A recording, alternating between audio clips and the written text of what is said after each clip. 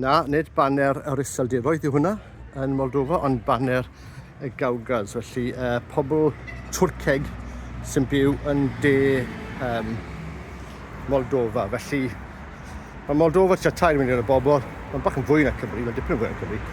Mae'r Gagauz yn byw gan fwyaf, tua 150,000 yn ar gyfan yn byw tua 100 milltir o'r de yn Gagauzia. Maen nhw wedi trio datgan annibyniaeth, ddim wedi cael gydnabod da neb. Yn debyg i Transnistria sy'n fwy enwog, byddai'n gweld yn o'r ymlaen. Felly maen nhw'n pobl Twrceg. Nath Catherine Fawr i gwahodd nhw yma diwedd y 19fed ganrif ar y amod bod nhw'n troi'n Cristnogion uniongred fel Rwsied.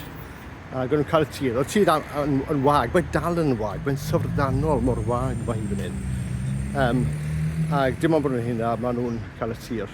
Felly, symud nhw'n lan o lle mae nawr, lle sy'n nawr yn Bwlgaria, lot o Twrced yn Bwlgaria o hyd, a maen nhw yma. Felly, mae'n iaith ddwy bod bas.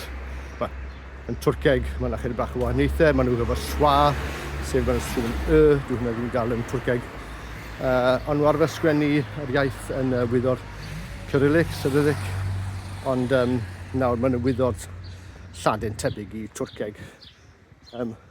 Ond, ddweud gwir, mae popeth yn hyd i gweld yn Rwsieg. Dwi'n mynd i gweld lot o beth sy'n edrych fel Gagauzia fi. Felly, dyma'r prifddinas, sef Komrat, cei yn Gagauz, ec yn Rwmaneg. Felly dyma di'r prifddinas. Tref o ryw 20,000 bobl, sy'n rhywbeth tebyg i Aberystwyth, Gyfyrddin, lle mae hwn yn gofeb rhyfel. Mae'n amlwg yn teimlo'n agos i Rwsia yna, neu diwylliant Rwsieg, a bod yn gweld hwnna falle. Yr argraff dwi'n cael, dyma cofeb i boes wedi marw yn Afghanistan. Chi'n gweld fyna gyda'r bychnod. A dyma'r baner, dwi'n gwynt yn chwythu, baner Gagauzia yn y canol, baner Moldofa, ydy'r baner ddinas yn y dref, ar y ddef yna. Mae'n parc bach neis i'r gwir. Mae yna mwy o siopau ochr draw lawr y bryn fyna, ond mae hwn yn edrych fel lle mae'r prif le gyda'r swyddfeydd y ballu.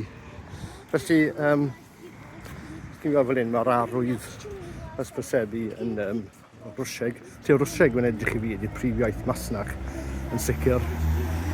Dwi'n mynd siŵr faint y Gagauz yma, dwi'n Rwsieg fi ddim digon da i wahaniaethu. Dwi'n hefyd yn anodd ydy, mae'r gair am yes, felly yn Rwsieg ac yn Rwmaneg ydy da. Felly, os chi jyst yn clywed da, i rywun fel fi, sy'n cwyt yn siŵr sy'n siarad Rwsieg neu Rwmaneg. Felly, mae 150,000 o Gagauz yn Moldofa. Rhan mwyaf o'r ardal yma, maen nhw wedi datgan rhyw fath annibyniaeth. Dyn nhw wedi cael yma, maen nhw'n status arbennig iddyn nhw. A nhw arfer sgwennu'r iaith yn wyddor Cyrillic, mae'n nawr yn wyddor Lladin, fe wedes i. Nes i'n baned yn gynharach i'r caffi bach neis yma, dim ond fi yna. Stories. Gofyn y ferch, Mitch Americano cwlepte tirog, Americano bach gyda llath clis. A ti ddim deall yn siofn wedyn mewn lepte, so falle bod fi wedi angen i fynd ron. A ddim cweit deall os i molocwm, sef Rwsieg, am milk, llaeth, yr un gair. Falle bod hwnna yn cywir da fi. Felly, dwi'n gweld faint o Rwmaneg sy'n eitha syndod, ac mae'n dref bychan iawn. Hynny, dych chi'n sôn am lle mawr, wedyn dyma arwydd i'r fyddin, sydd diddorol hefyd yn Rwsieg fyna, ac yn Rwmaneg. Felly, doedd hi ddim ars hi'n deall beth yn eisiau. Falle ddim wedi deall beth yn ei gofyn, falle bod fi'n siarad yn clir, falle bod hi'n deall yr acen.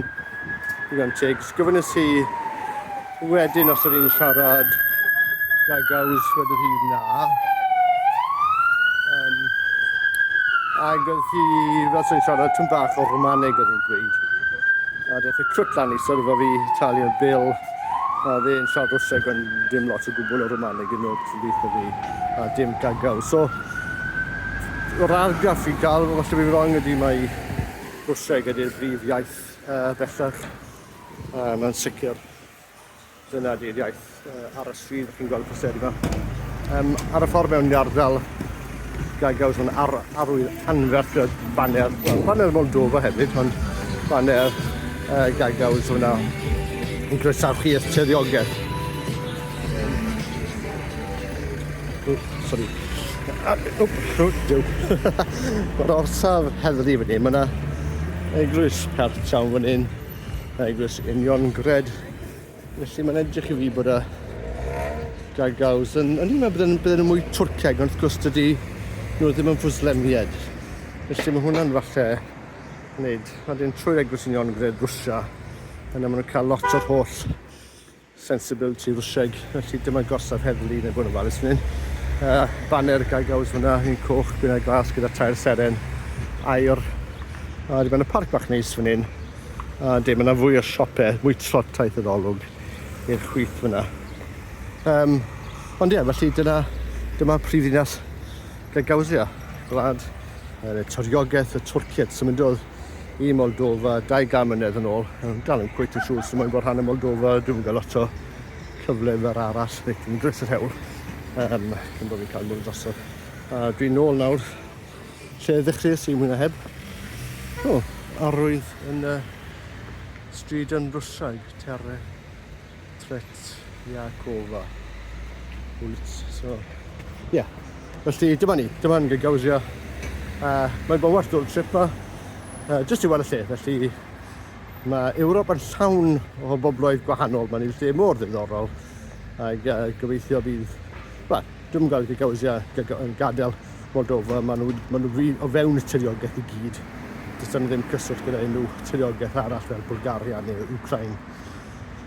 Ond byddai dda gobeithio bod nhw'n cadw'r diwylliant ar iaith yn fyw bod e bach yn od bod y môr Rwsoffil fi'n gallu sort of deall yna. Mae'r Moldofiad yn bobl eitha easy going.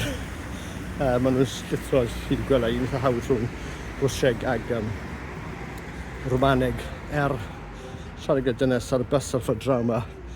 Dau o blant, ag nhw ddim eisiau dysgu Twrceg. Dwi'n cymryd bod yn blant ifanc yn ôl i hoedran hi. Felly, dwi'n meddwl 10 mlynedd, 15 mlynedd, 20 mlynedd, prin iawn bydd y pobl ifanc yn sicr yn Chisinau bydd yn siarad ar Twrceg. Bydd e'n mynd i'n iaith yr hen bobl fel mae hi yn gwledydd y Baltig nawr. Iawn, dyna ni tan tro nesaf. Hwyl.